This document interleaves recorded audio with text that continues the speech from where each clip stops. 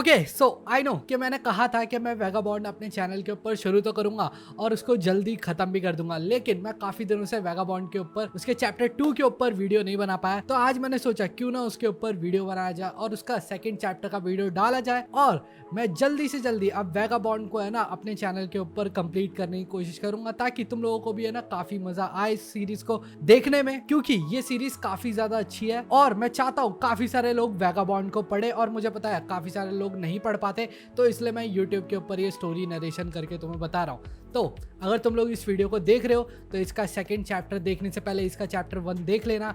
आई button में link आ रहा होगा, वहां पे जाके तुम इसका चैप्टर 1 देख सकते हो। उसको देखने के बाद इसका सेकंड चैप्टर देखना। तो चलो, अगर तुमने फर्स्ट चैप्टर देखा हुआ है तो हम बढ़ते हैं अपने सेकंड चैप्टर की तरफ।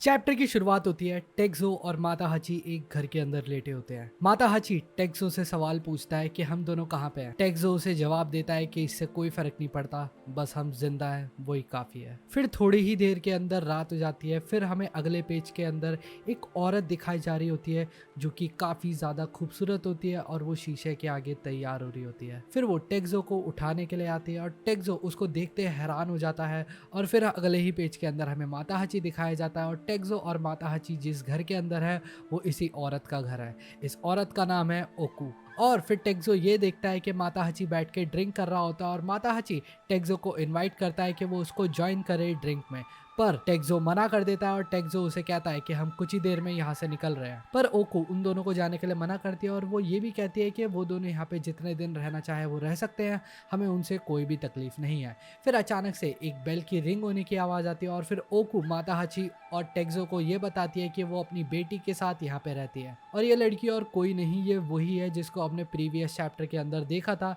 जिसके अंदर ये टेक्सो और माता हाची को उन लाशों के ढेर में से बचा के लाई थी। इसका नाम है आकीमे। और ओकू अपनी बेटी को उन दोनों से मिलवाने के बाद दोनों को, माता हाची और टेक्सो को, एक ऑफर देती है कि तुम दोनों में से एक कोई मेरी बेटी से शादी कर लो और यहाँ पे वो रह सकता है हमेशा हमेशा के लिए। पर माता हाची शादी के लिए मना कर देता है क्योंकि वो बताता है कि उसके गांव में ओट्सू नाम की एक लड़की उसका इंतजार कर रही है जिससे वो जाके शादी करना चाहता है। और फिर वो टेक्सो से पूछती है तो टेक्सो उसे कोई भी जवाब नहीं देता। फिर अगले ही पेज के अंदर हम देखते हैं कि टेक्सो और आकीमे जंगल में खाने के लिए मशरूम्स कलेक्ट करने जाते हैं, जिसके अंदर टेक्सो काफी सारे मशरूम तो उठा रहा होता है, लेकिन आकीमे उन मशरूम्स को निकाल के बास्केट में से फेंक रही होती है। और टेक्सो उससे पूछता है कि तुम क्यों कर रही हो, तो आकीमे उसे बताती है कि तुमने जितने ही मशरूम्स उठाए वो सारे ही पॉइजनस है। फिर उससे पूछती है वो गुस्से में, क्या तुम हम सबको मारना चाहते हो। फिर टेक्सो उससे कहता है कि तुम मेरी मदद करो मशरूम्स ढूंढने में। और टेक्सो उससे पूछता है कि तुम कितने साल की हो। फिर वो बताती है कि मैं 15 साल की हूँ।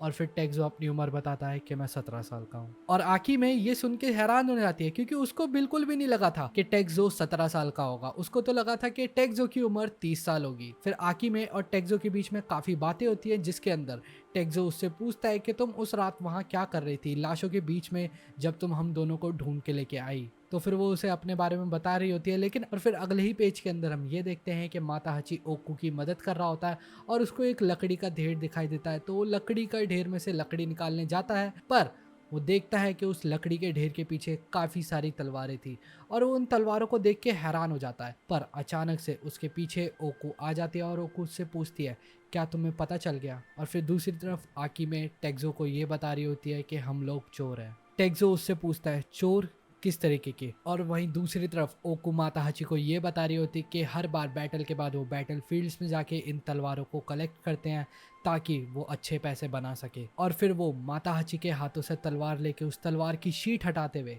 माता हाची से ये बोल रही होती है कि हाँ, हम लोग बुरे काम तो कर रहे हैं, हम वॉरियर्स की लाशों से उनकी तलवारें चुरा रहे हैं, ये गलत काम तो है, लेकिन ये जीने का कोई गलत तरीका तो नहीं है ना, क्योंकि हम सिर्फ जीने के लिए ये सब कर रहे हैं। और फिर अगले ही पेज के अंदर हमें दिखाया जाता है कि आकी में पूछती है टेक्सो से क्या उसे कोई और सवाल पूछने हैं। तो टेक्सो बोलता है हाँ, तुम्हारे पीछे कौन है। आकी में पलट के देखती है तो एक आदमी उनकी तरफ बढ़ रहा होता है और आकी में उस आदमी को देखते ही घबरा जाती है और वो अचानक से पत्थर उठा के उस आदमी के ऊपर फेंकने लग जाती है और फिर वो आदमी हंसते हुए आकिमे का नाम ले रहा होता है। पर टेक्सो आकिमे को रोक लेता है और आकिमे से पूछता है कि ये आदमी कौन है और तुम इसके ऊपर पत्थर क्यों फेंक रही हो। आकिमे रोते हुए जवाब देती है और उसे बताती है कि इस आदमी का नाम है सुचिकाजे टेन्मा और इसने ही मेरे डैड को मारा था। और वैगाबॉन्ड का चैप्टर 2 आकिमे यहीं खत्म हो जाता है।